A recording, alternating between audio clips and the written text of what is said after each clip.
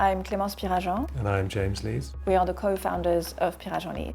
We are a narrative design studio based here in Chelsea and London. Our projects are international. We do interior architecture, interior design and furniture design for high-end residential projects and hospitality worldwide. What sets us apart from other design studios is that we start by not designing.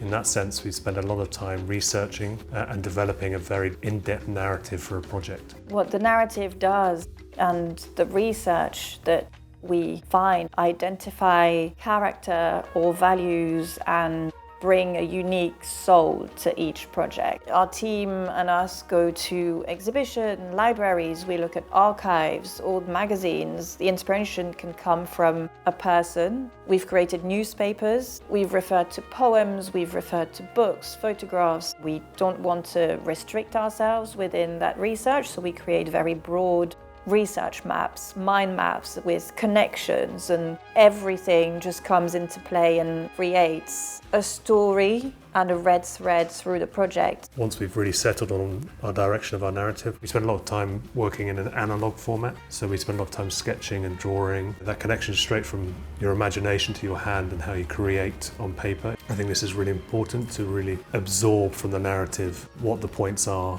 in the design process. We've worked on a number of hospitality projects, members clubs, hotels, restaurants, from the smallest of a 12-cover omakase restaurant to a 180-bedroom hotel and large music venues and members clubs. I have a background in interior architecture and film. I have a slightly different way of working when it comes to interior architecture, where I see it as scene setting. When designing a space, we take the point of view of the client, so we really study how they see the space. When a client is sitting in a specific chair, we know exactly what their view is, what their angle of view is, how we illuminate it, how we light it, how we dress it. But every time that client returns to a project, they have a different view, or they might have a perfect chair that they want to sit in continuously. But the idea is you have variation of viewpoints within a space.